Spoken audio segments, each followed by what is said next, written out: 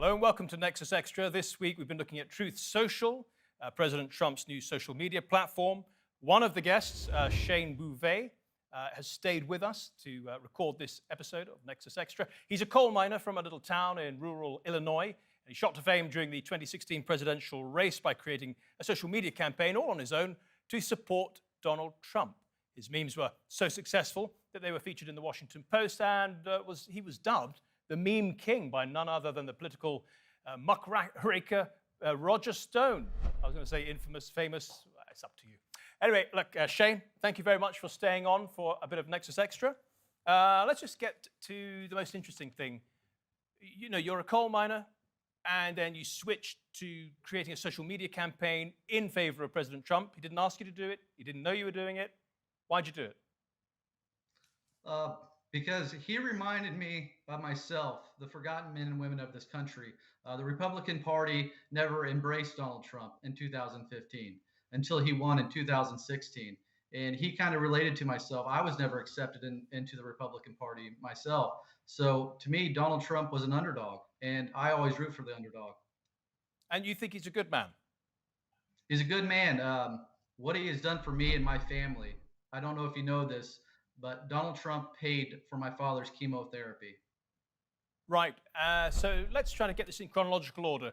You organize a social media campaign in his favor. Some of your memes go viral. Some of the memes that are very flattering towards him go viral. Various people in the top echelons of the Republican Party or his campaign notice them, presumably, and they bring you to his attention. So how did he first get in touch with you? Well, I was featured front page of the Washington Post. Donald Trump read the article and found it very inspirational that a young man that loved his country so much, willing to do whatever it took to save the forgotten men and women of this country, he really took to note to that. And when I got to meet Donald Trump, I tell you what, he is the most kind-hearted man I've ever met. He gave me a hug, told me he loved me, and told me, I can only imagine what you're going through. Your dad is on a final path of cancer, and I want to extend my hand, and you should never have to go through that. And I find it sad that my story is allowed to go on Fox News, but I can't ever share that on CNN. CNN won't tell the story at all. I'll come back to your father in a second. Which of the memes were featured in the Washington Post, if any? I had probably over 300,000 memes, probably more than that. So many political memes that went viral. I believe on Google, I think one of the memes was one of the top 10 at one time featured on there. Okay, well, I've got a selection that you sent us. Which one? Can we talk about one of them in particular? Yeah, absolutely. Okay. The comeback. This is pretty good. The comeback is always greater than the setback. Will you vote for Trump in 2024? So you've had an opportunity to meet him 3 or 4 times. You met him a couple of months ago. What did he tell you about running? Is he going to do it? I believe he can't announce it because of the campaign laws, finance laws right now. But I believe that he has no choice but to save this country. We're starting to see it. We're starting to see it in America. Everything's higher. Gas is higher. It is truly affecting the common man and woman of this country. To me, he is a beacon of hope, and we need him back in office ASAP. But I just think that, you know, Joe Biden is a illegitimate president. I don't think I just don't. It's Well, too much. that's where you and the Supreme Court disagree, I'm afraid. But let's talk about your father now. So you met Donald Trump. There's lots of video and pictures of you meeting him in the Oval Office and elsewhere. Hey, Don, you have a great guy here. You take good care of him. He's going to take care of you, And actually, I think, he right? feels very sorry for you and for your father.